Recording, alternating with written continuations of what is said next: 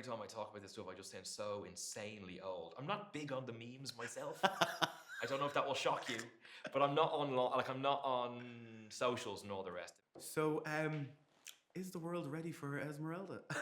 I don't know. We'll have to wait. We'll have to wait and see. I think Ned certainly wasn't, but yeah.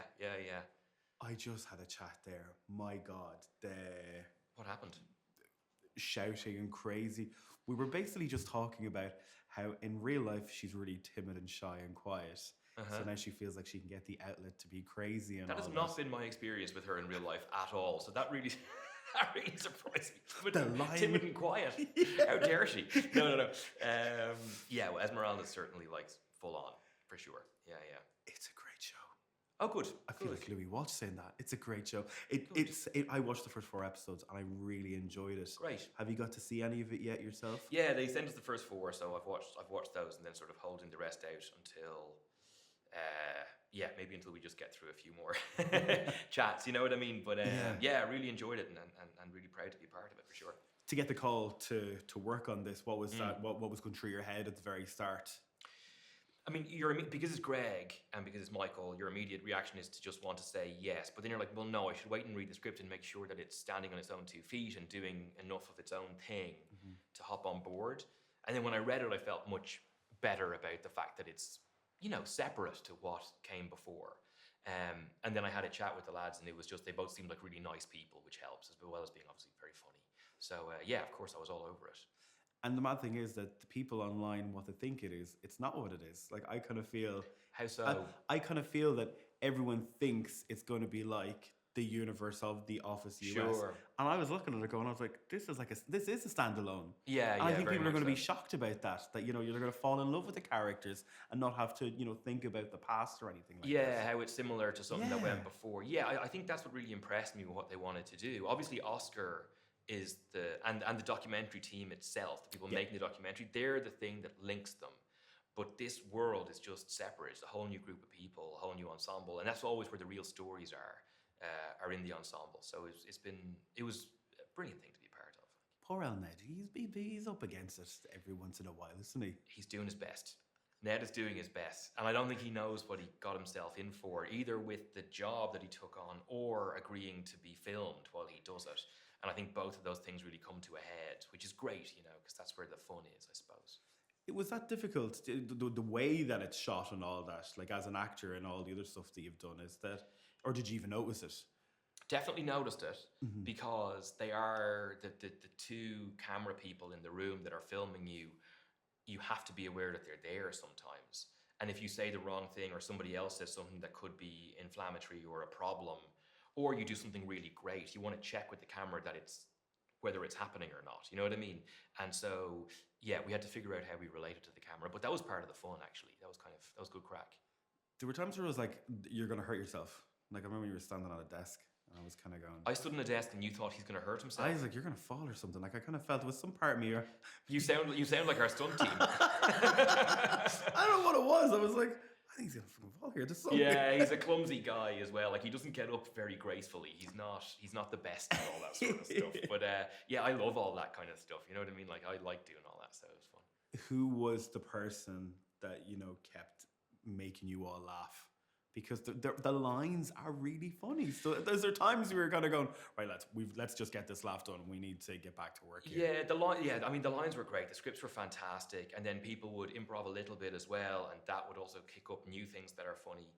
But actually, I think we were remarkably good at staying in the space. Because oftentimes if your urge is to laugh, that'll be the best thing that you filmed that day. And if you do laugh and you kind of mess it up, that sort of magic moment is gone.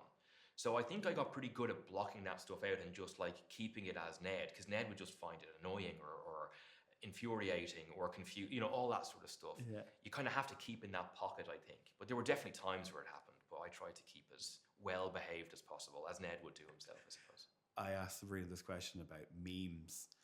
Are you ready for the show to be memed, for clips to be taken out? Because there's punchy bits in it where I think I'm sure there'll be a lot of that. I'm not like, every time I talk about this stuff, I just sound so insanely old. I'm not big on the memes myself. I don't know if that will shock you, but I'm not on I'm not on socials and all the rest of it. So if I see a meme, it's because somebody's WhatsApped it to me, and I'm like, "What is this for?" I've got to research it afterwards. So yeah, I don't know. We'll see how it goes. I was watching the Rose of Tralee the other night, right. and I found out what streaks was, someone's talent. And I was like, what the hell is streaks? It's when you take a photograph and send it to you, and you send it to me, and I send it to you, and you send it to me. And it's like every day there's a streak, and that was the girl's talent that they did it for 9 years. Did she win? I don't know. I had to ask my boyfriend. I was like, what's a streak? And it's the first time I've ever felt told. And he knew. He knew. Okay. He was a couple of years younger, so he was like, yeah. And I was like, oh, I feel great now.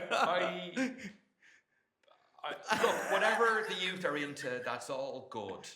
Yeah. I kind of feel like... Sounds a bit mad. I do not streak. So, yes, I don't want to comment on other people's way of enjoying their time. That sounds...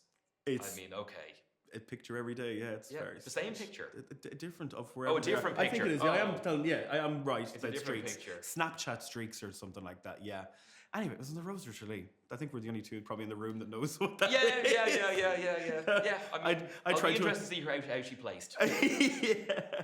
Yeah. Do you love when you come home to Dublin? Like, do you find that everyone comes over and they're asking about how's this, how's that, is it? Yeah, but the reason I love Dublin is not that. The reason I love Dublin is because the people I love are there. Yeah. And it's the city I love, and that's the place I like to spend time. So no, it's not to do with the way that people approach me, but it's about when people don't know who you are or don't care who you are, just the normal chats you have when you're out and in a cafe or a pub or meeting somebody on the street or meeting friends. That's the nod, isn't it? I'm not going to move to annoy you. I'm just going to go. Yeah. No, but it's like the people are what makes Dublin special, and I miss it when I'm not there. So I'm very happy. I've had some time at home recently, and it's been great. Lovely. Because I do the Strawberry Alarm Clock breakfast show. It's my show on F104, and we were talking about it today that I was going to meet you, and Jim was like, ask him about bad self. Do you get that seems to be the thing that people ask you of Irish to try and always bring it home? Yeah, and I think people ask me about it back home because they know that nobody else really knows about it. So that's sort of the thing. But yeah, it's been. I mean, I wrote some of those sketches like with the rest of the writing team who were amazing on that, but also my friend Michael Maloney back home. So the fact that it's still doing the rounds makes me really proud. Yeah.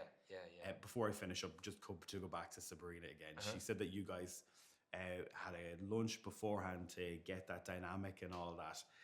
She really. We had lunch beforehand. She said, yeah, you sat in like was it a porta cabin together? Oh, we sat in her trailer and we just caught up. That was nice. That was really, really good. That must be important to do something like that, because if she's going to be screaming at you for the here on in.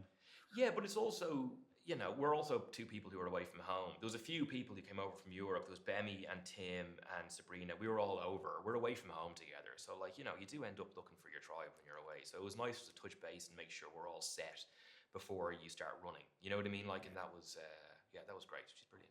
Amazing. Well, congratulations. Thank you very much. Cheers. Thanks, guys. Thank you. Bye-bye.